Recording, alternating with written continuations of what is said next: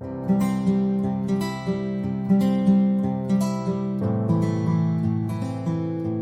tema que nos convoca entonces es trastornos del sueño en periodo de confinamiento. Eso es lo que he propuesto presentar hoy.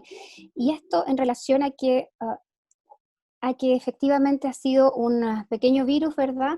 Que nos ha puesto en riesgo la vida de muchas personas en el mundo, ha agotado a equipos médicos alrededor de todo el planeta, hasta llegar al punto de la desesperanza en algunos minutos, y todo eso finalmente ha redundado en que terminemos nosotros, ¿cierto?, en nuestras casas, tras nuestras ventanas, tras nuestras rejas, tras nuestras puertas, en nuestros departamentos, en nuestras casas, confinados, justamente para poder reducir el riesgo de la diseminación de este virus y del contagio y, por cierto, todas las consecuencias. Entonces, estamos en lo que llamaríamos, ¿verdad?, un periodo de confinamiento que puede ser voluntario en algunos casos y en otros obligado por la autoridad. Y como sea este confinamiento, puede ser tan diverso como diversos son los hogares también donde la gente se confina. No es lo mismo que alguien esté confinado en un departamento de 30 metros cuadrados que en una casa de 200 a 300 metros con patio, ¿verdad? Y a lo mejor con otra serie de ventajas. Tampoco es lo mismo que esté confinada una persona sola en su departamento, alguien joven, es distinto también de un adulto mayor solitario, que la gente que está en casas con muchas personas, 7 o 6 o 7 integrantes por familia o más.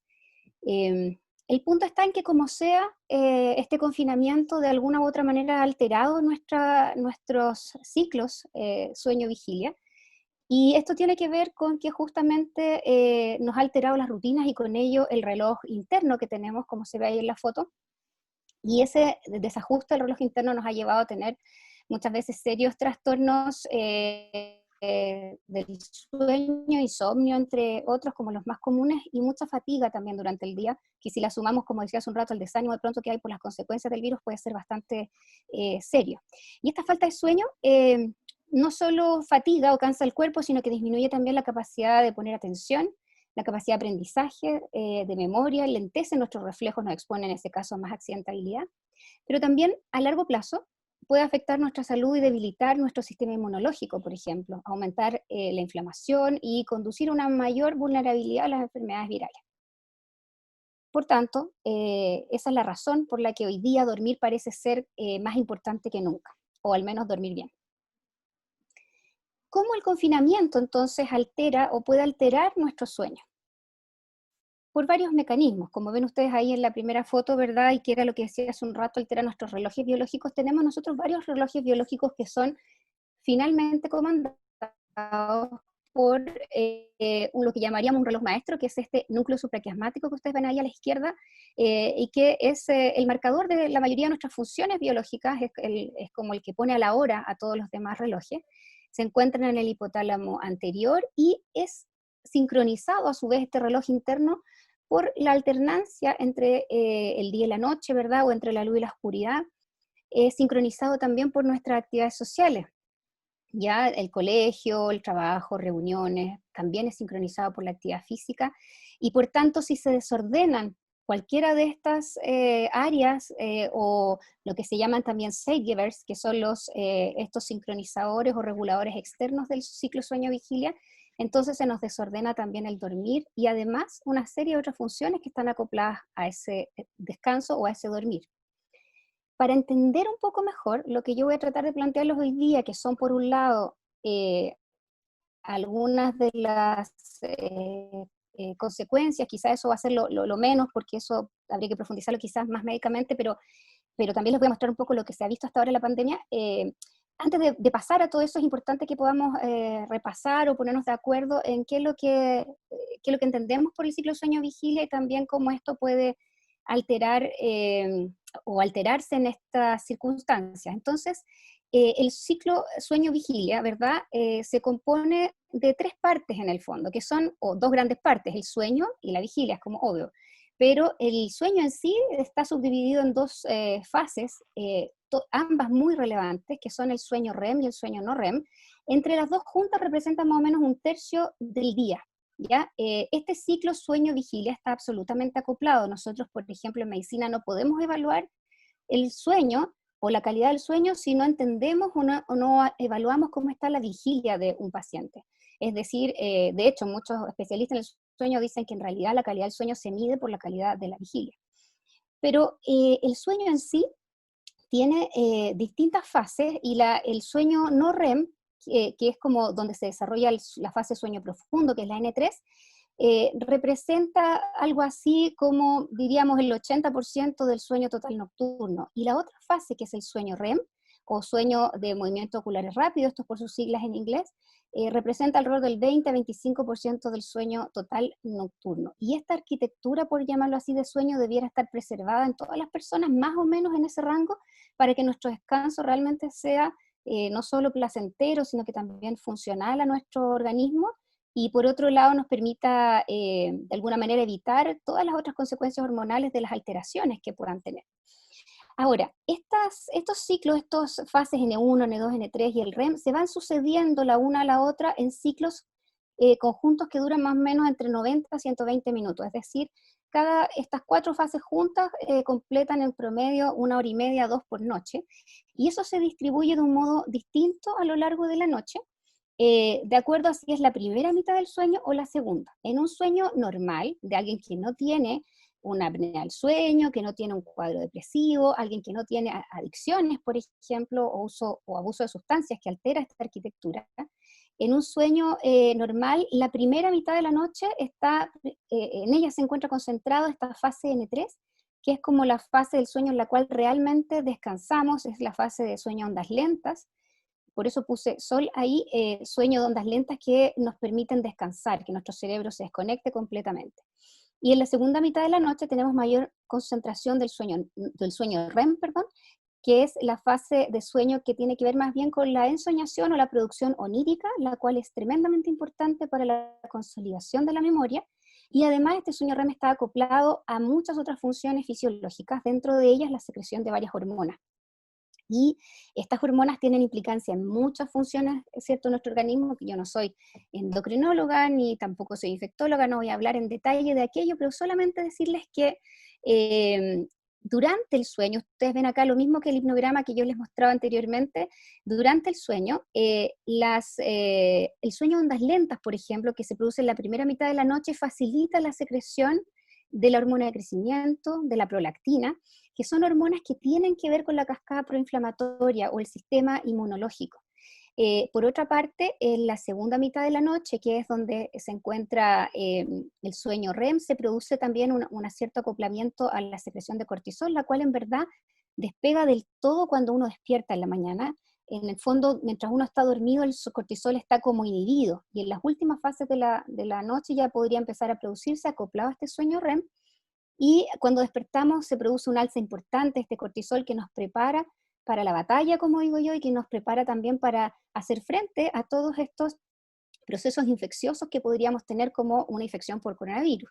Y está, por cierto, coordinado todo esto con toda esta cascada proinflamatoria que, insisto, no voy a detallar, pero que solo quiero remarcar en esta diapositiva. Destaca la idea de que si no tenemos una arquitectura de sueño conservada, si no dormimos las horas necesarias, si no dormimos con la profundidad necesaria, si no tenemos un sueño REM adecuado, es muy probable que toda esta cascada proinflamatoria se vea alterada y de alguna u otra manera nosotros entonces tengamos como consecuencia a lo mejor una peor respuesta inmunológica frente a una infección. Y creo que nadie quiere eso hoy día. Bien, ¿y la infección? ¿Cuál es? Es esta, este pequeño virus que lo que ha hecho, como decía hace un rato, es confinarnos detrás de nuestras ventanas, en nuestras casas, departamentos, nos ha hecho romper nuestras rutinas, de pronto aislarnos también unos con otros, separarnos físicamente, ha implicado la hospitalización de muchas personas y la recarga de trabajo del personal médico y, por cierto, también el temor enorme que todos tenemos a la muerte.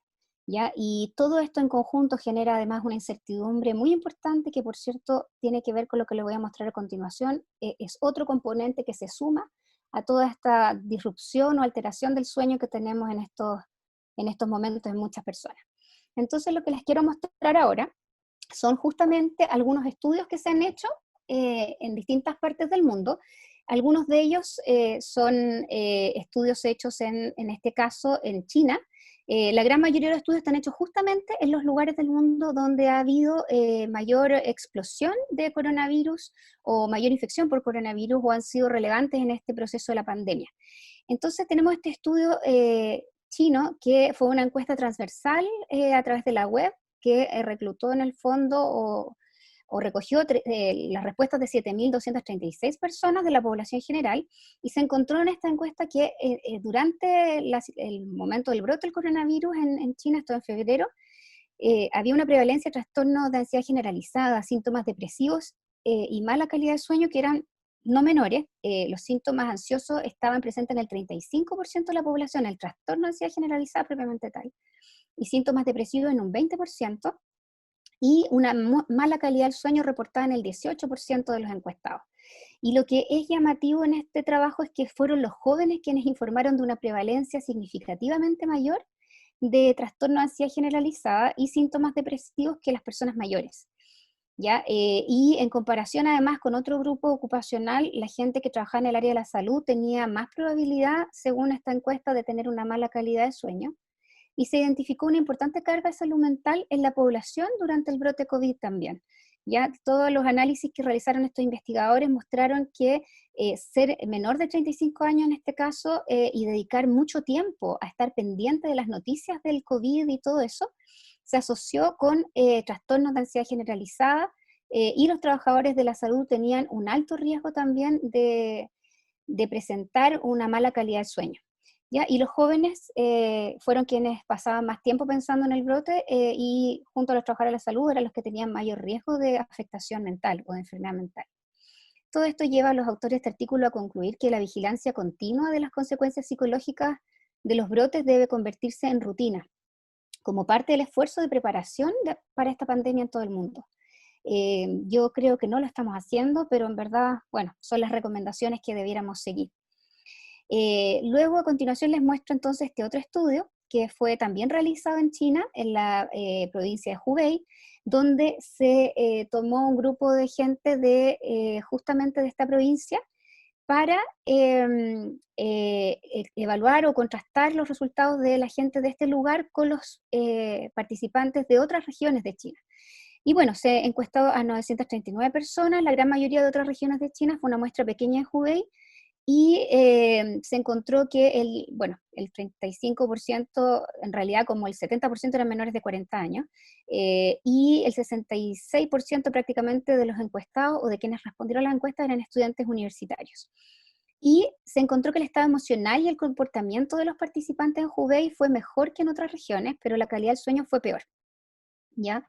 Esto no deja de ser llamativo por otras cosas que les voy a mostrar después. Lo que les estoy diciendo en este trabajo, para resumir en el fondo toda la diapositiva, es que si bien es cierto, las personas de la provincia de Hubei en estas encuestas mostraban un mejor comportamiento, me imagino conductual, el confinamiento, respetar las normas, y también un mejor estado emocional que en otras regiones, curiosamente en plena crisis, que otras regiones de China, de todas maneras ellos tuvieron una peor calidad de sueño que el resto de las regiones. ¿Ya? También una vez más, los trastornos del sueño eran mucho más aumentados en personas menores de 25 años. ¿Ya? Y la gente entre 40 y 59 años, o de 40 a 59 años, tenía una mejor conducta y un mejor estado emocional que los más jóvenes. Luego les quiero mostrar este otro trabajo realizado en Italia, ya el segundo foco de la pandemia, que tiene o que recogió las respuestas de 2.291 personas. 57.1% de estos participantes reportaron una mala calidad de sueño, es un porcentaje más alto que lo que reportaban los chinos, y un 32% de ansiedad, que es parecido a lo de los chinos, ¿cierto? Y un 42% casi presentaba altos niveles de angustia, con además un 7.6% de personas que reportaron sintomatología de estrés postraumático relacionada con el COVID en esa región, en Italia me refiero.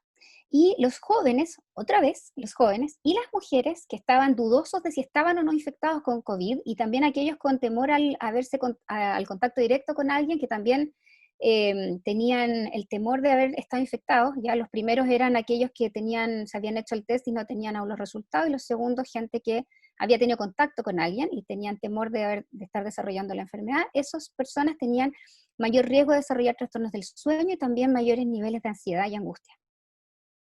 Finalmente se evidenció, ¿cierto?, en este estudio que, hubo una relación significativa entre la calidad del sueño, la ansiedad generalizada y la angustia psicológica, con síntomas de trastorno de estrés postraumático que se relacionaban con el COVID. ¿Ya? Aquí es importante diferenciar: cuando ellos hablan de ansiedad se están refiriendo principalmente a la preocupación o a la expectación como de que algo malo va a pasar, y la angustia más bien como lo asociado a sintomatología física, dolor en el pecho, ¿cierto? A llanto a veces también asociado a aquello. Entonces concluyen los autores de este trabajo que la pandemia del COVID-19 parece ser un factor de riesgo para los trastornos del sueño en Italia y de enfermedades psicológicas también en esta población. Tal como se informó, ¿cierto?, en China, es decir, si bien es cierto tenían mayores porcentajes de trastornos del sueño, igual coinciden en general que todos estos son factores de riesgo, como lo mostraron también los colegas en la otra región del mundo. Ahora, los chinos han realizado varios trabajos en este tiempo. Todo esto, algunos de los trabajos que les muestro yo ya están publicados como estos, pero hay otros que están en vías de publicación. Y lo que han estudiado son distintos factores ligados al sueño. Y aquí, por ejemplo, uno que me pareció interesante destacar es lo que se conoce como el capital social. Y ellos estudiaron si había alguna asociación entre el capital social y la calidad del sueño, ¿ya?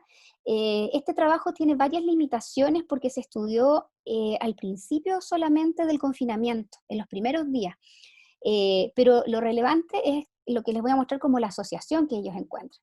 Pero para poder mostrarles eso, primero plantear lo que es el capital social, para que no nos confundamos. El capital social, según lo describió Lynch el año 97, es la voluntad de generar una contención social, confianza y participación en actividades comunitarias. ¿Ya? Esto es algo de las personas. Ya las personas tienen la voluntad, ellos, de generar la contención social, generar y tener confianza en otros y participar en actividades comunitarias. Y tenemos que diferenciar este capital social que incluye la confianza social, además de la pertenencia, de lo que se conoce como apoyo social o redes de apoyo. ¿Ya? Las redes de apoyo en el fondo es el tamaño y la fuente de las redes sociales, las personas, ¿cierto?, que ayudan a otros, pero no incluye, o sea, la red de apoyo es como la red nomás, o sea, tenemos más o menos personas con las que podríamos contar, pero el capital social es lo que se conoce como esto que describía Lindsay, que tiene que ver con la contención social, y en esa contención está implícita la confianza, ¿ya? O sea, yo para sentirme o querer sentirme contenido por un grupo, tengo que confiar en ese grupo. Yo quise poner este trabajo y lo dejo quizás para la reflexión al final, porque yo creo que eso es algo que en algún momento en Chile tuvimos, a lo mejor en un alto porcentaje, pero me da la impresión de que hoy día está dañado, ya por distintas razones.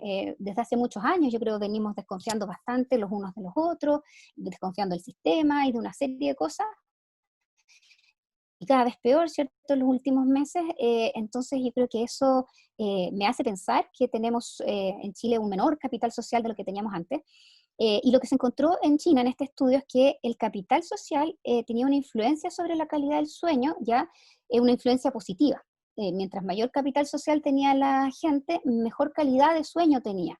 La influencia sobre esta calidad de sueño estaba mediado por la ansiedad del estrés, a la inversa, es decir, a peor capital social, peor calidad de sueño, pero al mismo tiempo probablemente mayor ansiedad y estrés, ¿cierto?, que tenían que ver con este empeoramiento del sueño. Esto de seguro porque cuando uno se siente contenido por un grupo social, uno se siente perteneciente a un grupo social, se identifica con él, en la práctica descansa también parte de su mente y de sus preocupaciones en ese grupo, y eso hace que el estrés y la ansiedad disminuya. Así que parece ser que ese es el mecanismo por el cual este capital social de alguna manera facilita el buen descanso en cada uno de nosotros.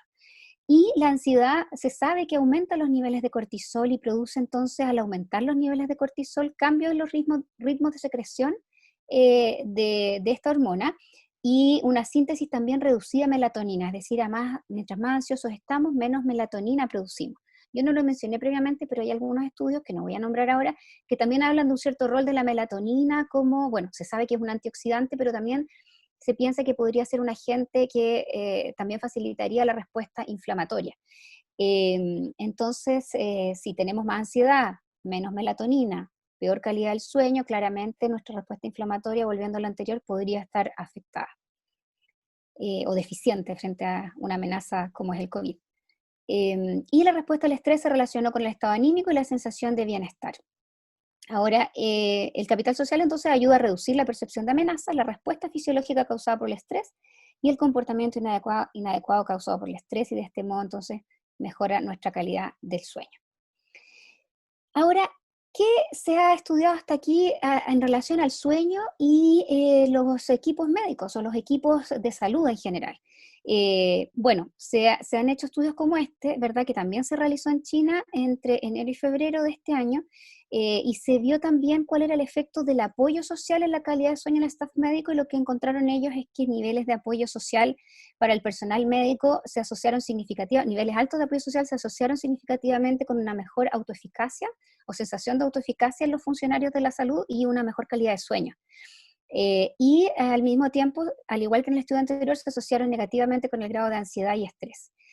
Y, y de alguna manera el personal médico en China que estaba tratando a los pacientes con esta infección por COVID evidentemente tenía niveles de ansiedad y estrés bastante altos, y una autoeficacia, ¿cierto?, que dependían de la calidad del sueño y el apoyo social en este caso, según lo muestra este estudio. Otros artículos como este que se realizó entre el 19 y el 24 de abril de este año, eh, que es un artículo que está todavía, no se ha publicado, ¿verdad? Y evalúa el insomnio y el estrés en los médicos. Evaluó 268 médicos en Europa y se encontró, no, perdón, no es en Europa, corrijo, esto fue en Irak. Este es un estudio iraquí. Ellos estudiaron 268 médicos en una región de Irak con un promedio de edad de 35.06 años, y más o menos el promedio de 10 años de experiencia. Este grupo de médicos encuestados fueron encuestas también online, y más de 2/3 de estos médicos reportaron estar insomnes, o según la escala que se les aplicó de insomnio, se encontró que tenían puntajes positivos para el insomnio. Entonces, casi el 70% de los médicos encuestados aquí en Irak reportaban insomnio en este periodo entre, entre el 19 y el 24 de abril. La mayoría tenía altos niveles de estrés, el 93%, casi el 94%, y no se encontró en este estudio diferencia significativa en el insomnio en los médicos encuestados de diferentes especialidades. Sin embargo, tengo que destacar acá que no nos incluyeron a nosotros los psiquiatras y probablemente tampoco a los patólogos o a otros médicos, no lo sé. Destacan ellos ahí que hay varios médicos que faltaron, especialidades que faltaron encuestar, encuestaron principalmente internistas, intensivistas, anestesistas, médicos generales, obstetras, cirujanos. Fue como ese el equipo o el perfil de las personas que respondieron, o, que ellos, o a quienes ellos dirigieron la encuesta, no lo tengo tan claro todavía. Bueno, y la mayoría sufría insomnio y variaba, pero no con mucha diferencia, como les decía, entre los intensivistas, los obstetras, los médicos generales también. Como ven ahí, 80% de los médicos generales sufría de insomnio durante ese periodo de crisis. Quienes se ocuparon de casos sospechosos de COVID o reportaron estrés tuvieron un sueño todavía más fragmentado en comparación con aquellos que no trataban pacientes con COVID o aquellos médicos que no estaban sometidos a estrés, y en la medida que aumentaba el estrés, aumentaban los problemas de sueño. Así que la conclusión de este estudio es que trabajar con pacientes COVID-19 tiene un efecto negativo en el sueño de los médicos. Quizás al leer esto uno diría, bueno, pero eso parece como obvio. Bueno, pero hay que documentarlo, hay que ver que respondan en realidad, y también con números es otra cosa, porque uno podría pensar que a lo mejor es un poco mayor, pero aquí ustedes ven que la gran mayoría tiene una pésima calidad de sueño. Y por cierto, entonces empiezan a aparecer otros reportes acerca de la importancia de la óptima calidad de sueño en los trabajadores de la salud en general. Esto incluye a médicos y no médicos, y reportan también o destacan en estos artículos. Este es un artículo publicado por un equipo de anestesia o por anestesistas, que plantean el riesgo de que tiene el agotamiento médico, que se asocia, ¿cierto?, con mayor riesgo de accidentes, peor calidad de la atención y una reducción también de la satisfacción del paciente, y destacan que deberían, y ellos presentan esto, que no se los voy a leer en detalle, pero destacan estas pautas que ellos sugieren para todos los médicos, en particular, dicen ellos, para los anestesistas, que pongan ojo y que traten de seguir estas indicaciones, que son las de la izquierda en general, casi las mismas indicaciones que les voy a mostrar al final, que son consejos para toda la población en la práctica con temas de sueño, pero tienen un apartado ellos en este artículo donde hacen algunas recomendaciones específicas para trabajadores del área de la salud, ¿verdad? Y ahí ellos también recomiendan que de alguna manera la gente que trabaja en la salud aprenda también a compartir sus experiencias con la gente que trabaja con ellos, también en casa, chequear ciertas conductas en los tiempos libres también, realizar alguna tarea que les sea, que pueda hacerse en estos tiempos, cierto, y que sea de su agrado, etcétera, o sea, como que tratando de desarrollar una actitud más positiva. Y también destacan aquí que, por cierto, si tienen algún trastorno del sueño, consulten, pero que pueden aplicarse escalas que los mismos profesionales de la salud podrían aplicarse, entre ellas el Epworth, que es una escala que en el fondo mide la somnolencia diurna, es decir, mide lo que les decía al principio, la vigilia, cómo estamos en el día. Entonces, más de 10 puntos en esta escala implica somnolencia diurna excesiva, y recomiendan que la gente de la salud se aplique esta escala cada cierto tiempo para ver si en verdad están con ese problema, en cuyo caso debieran consultar con un especialista de sueño o con algún médico que se encargue de esta temática para ir resolviendo eso y no seguir exponiéndose ellos, y también no exponer a sus pacientes a lo que les mostraba en la diapositiva anterior, a accidentabilidad y otro tipo de dificultades en la práctica. Y también hay otros artículos, ese no es el único, que da otros tips, ¿cierto?, para trabajadores de la salud, pero principalmente este artículo se especifica a los trabajadores en turno. No toda la gente que trabaja en la pandemia está trabajando en turno, de hecho, hay muchas personas que solo trabajan de día.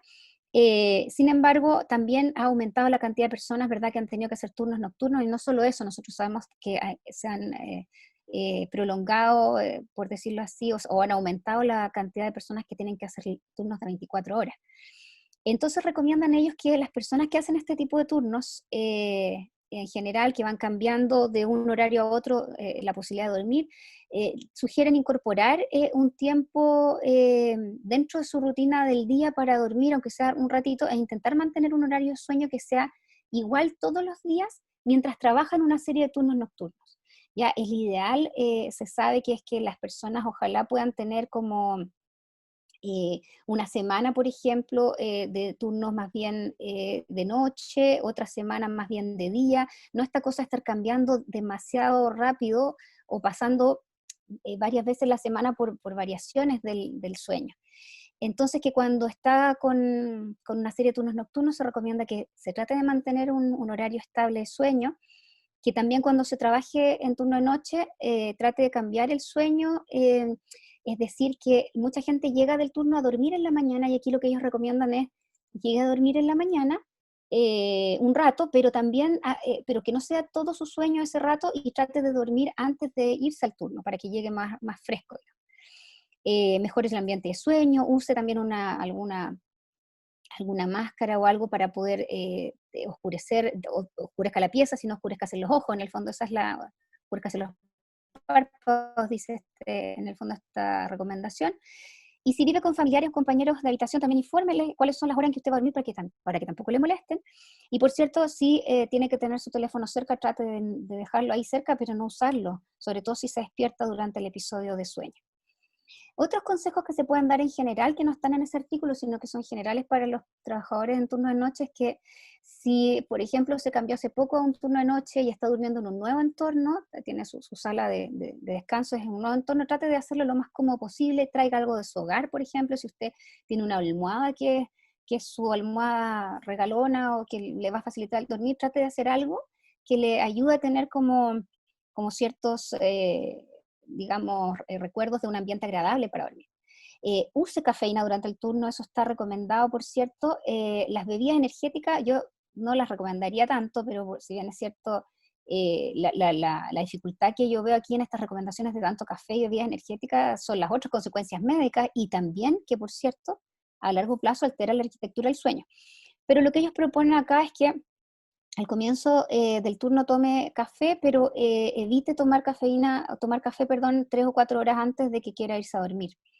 Y cuando esté en casa, por cierto, evite el alcohol antes de acostarse, porque el alcohol y cualquier otra sustancia, yo diría, evite la automedicación, ¿ya? En el fondo es eso, la gente usa muchas veces el alcohol y los jóvenes sabemos hoy día también, estoy hablando fuera del contexto de los turnos, aunque puede ser también en gente de la salud, por cierto, usa la marihuana para dormir, y usan cualquier tipo de sustancia que le permita relajarse y descansar. El problema de esa automedicación es que al final es peor el remedio que la enfermedad, porque las personas tienen tienen, ¿cómo se llama?, una fragmentación del sueño a largo plazo por el uso crónico de estas sustancias, entonces van por lana y salen trasquilados, ¿cierto? Ahí como esas ovejitas.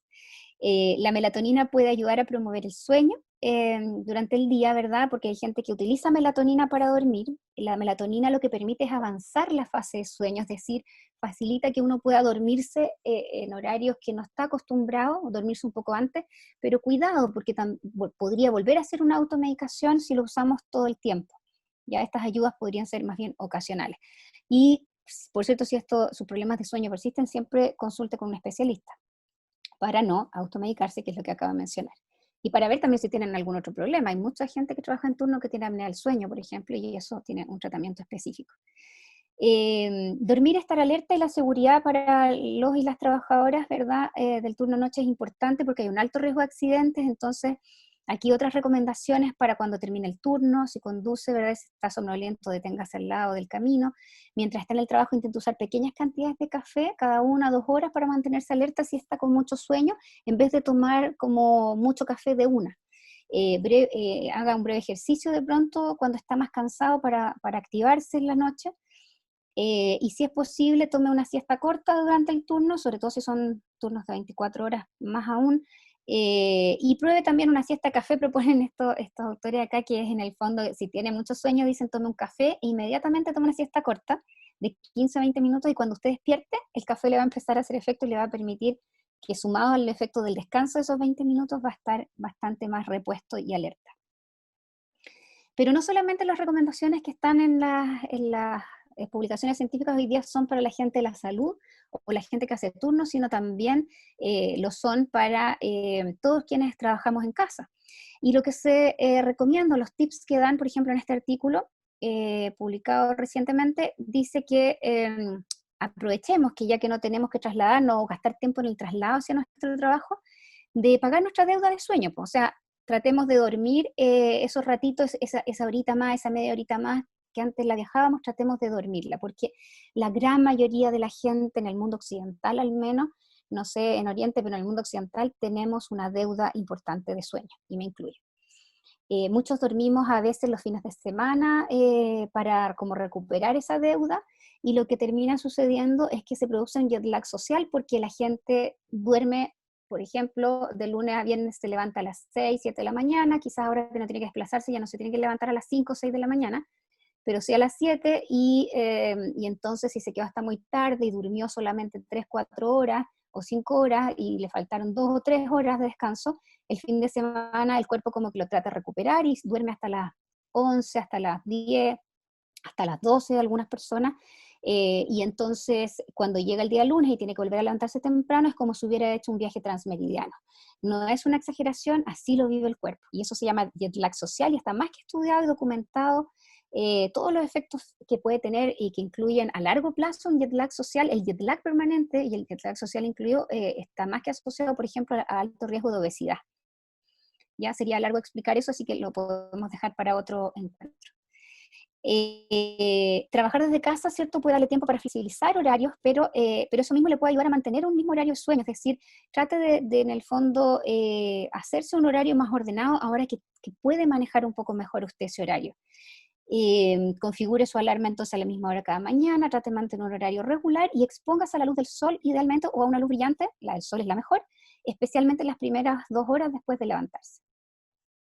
Y acá, ¿cierto? La Asociación Europea de Terapia Cognitivo-Conductual también hace recomendaciones en este trabajo que es conjunto entre franceses, alemanes, italianos, ¿verdad?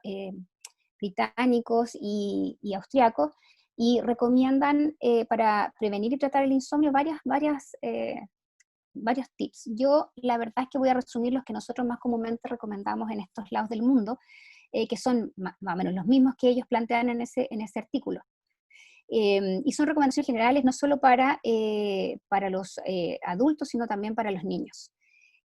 Lo primero es las rutinas regulares. ¿Ya? Yo decía una vez que me entrevistaron a propósito de esto hace poco tiempo atrás, que algo que hace también que se altere tanto nuestro sueño hoy día, o que se pueda alterar tanto nuestro sueño en esta pandemia, es no solo el desorden de las rutinas, sino también la incertidumbre. La incertidumbre es de no saber si me va a dar o no me va a dar, si me voy a contagiar o no de COVID. Si me contagio, otra incertidumbre más es cómo iré a evolucionar, ¿verdad? ¿Saldré de esta o no saldré? No es menor la preocupación. La otra preocupación tremendamente importante o incertidumbre que tenemos es, bueno, nos estamos quedando sin trabajo, la economía se va a pique, cómo vamos a solventar los gastos de ahora o los del futuro, etcétera, y así una sumatoria de cosas que podríamos enumerar que aumentan todo este grado de incerteza actual.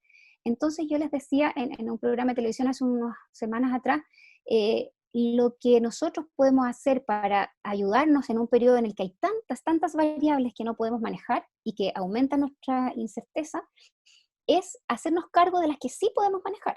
Y una de ellas es la rutina diaria. Ya, nosotros sí podríamos, más ahora que estamos en casa y no tenemos que salir, una parte importante de la población no tiene que salir a trabajar fuera del hogar, podríamos hacernos más cargo aún de tener rutinas ordenadas. Y esas rutinas implican tener y respetar los horarios y rutinas de sueño. Cuando hablamos de rutinas de sueño se refiere a lo que los franceses me decían a mí hace unos años atrás, los rituales de sueño, que no es otra cosa que tener como, un, como una cosa muy habitual de cómo lo voy a hacer, cuáles son los pasos, ¿cierto? A qué hora me pongo el pijama, a qué hora bajo la luz de la casa, en qué momento me cepillo los dientes, o sea, esas rutinas tratar como de respetarlas, pero sobre todo que el horario de irse a acostar, de irse a acostar y de levantarse sea bien regular. Respetar también los horarios de alimentación, que también deben ser lo más ordenados posibles, ahora más aún, insisto, que estamos en casa y antes a veces por ciertos horarios de desplazamiento de un lugar a otro no alcanzábamos a almorzar en el horario que más nos acomodaba, hoy día tal vez sí podemos hacerlo, entonces aprovechemos de que ese horario sea regular.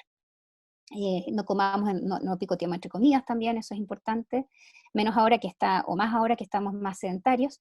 Tener un calendario o agenda con actividades diarias y respetarlo, por cierto, ¿ya? Distribuirse también las tareas del hogar. De pronto cuando se es harta gente en una casa y hay labores que hacer que no le toque siempre a una sola persona, o que si le va a tocar a cierta persona siempre, por ejemplo, cocinar, que esa sea su tarea predeterminada y otros se hace cargo de otra cosa, o incluso si todos cocinan, hacer un menú idealmente de la semana y plantearse distintos, digamos, distintos responsables para cada día. Bien, dedicar un tiempo también a la actividad física, ojalá temprano en la mañana. Si hacemos actividad física en la tarde, lo que eso conlleva es que aumenta la temperatura corporal, aumenta además la secreción de una serie de neurotransmisores que nos ponen más alertas. Por lo tanto, salir a trotar en la noche no es recomendable. Bueno, ahora no podemos salir a trotar, pero hacer una actividad intensa en casa o en periodos de no pandemia, hacer una actividad deportiva, que yo veo muchos de mis pacientes a veces juegan a la pelota, ¿cierto? Se juegan la pichanga a la salida de la pega entre 9 y 10 o 11 de la noche, y claro, llegan súper prendidos a la casa y se acuestan más tarde, se suena el sueño y además el sueño no llega si el cuerpo está en verdad con la temperatura muy elevada. Dedicar un tiempo también acordado al ocio y a las pantallas, que tenga una hora y una duración establecida, no estar todo el tiempo con las pantallas prendidas, tratar de ser muy ordenados en eso va a facilitar nuestro descanso en la noche. Potenciar también el contraste entre el día y la noche, ya, o sea, exponernos lo que más podamos a la luz natural en el día, abrir las ventanas, despertar a los pequeños abriendo estas ventanas, desayunar ojalá con exposición a la luz natural y no artificial, participar en actividades que requieran alguna actividad mental temprano por la mañana, tratar de privilegiar en las primeras horas de la mañana ese tipo de tareas, evitar, ¿cierto?, comer en la tarde, noche, y sobre todo evitar picotear en la noche, que es algo que mucha gente también hace. El trastorno alimentario nocturno se ve cada vez más, y evitar pantallas 2 horas antes de irse a la cama. Y por cierto, recomendaciones para la población general también son más hoy en día cuidar la higiene personal, que como que uno dice ya, pero no es solo para el sueño, sí, pero es que ahora también estamos expuestos a la infección y desde siempre se ha sabido que ventilar las camas, parece una cuestión como de la abuelita lo que estoy diciendo aquí, pero es importante ventilar las camas, incluso aspirar cada cierto tiempo los colchones es una buena medida, y hoy en día además lavar las sábanas con más frecuencia por el riesgo de infección, ventilar muy bien las habitaciones y en caso de contagio idealmente dormir mejor solo también. Y desarrollar un pensamiento positivo es el último punto que quiero dejar, y que tiene que ver con que también hoy en día, dado toda esta incerteza y dado que vivimos en una era de la información, por decirlo así, estamos absolutamente bombardeados por noticias, y la idea es que limitemos el acceso a toda esa información y tomemos solo alguna información, elijamos un tipo de canal de comunicación que nos sea más confiable, expliquemos con claridad, pero de modo sencillo también la situación a nuestros niños, mantengámosles informados a ellos, pero no con tantos detalles, sin embargo sí que ellos sepan cuándo se va a poder salir, cuándo no, decirles, por ejemplo, que es probable que pasen varios meses antes que vuelvan al colegio, para que ellos también bajen la incerteza, y fomentar actividades en familia cuando se vive con más personas en el hogar, disfrutar, por cierto, idealmente el tiempo juntos, y ayudar a los niños a comunicarse, a los niños y a los adultos mayores también, a comunicarse con sus seres queridos. Bien, espero con esto haberles dejado algunos mensajes que me parecen importantes en torno a los trastornos del sueño y también la higiene del sueño en este periodo de confinamiento, y ahora quedo atenta a sus comentarios y preguntas. Muchas gracias por la atención.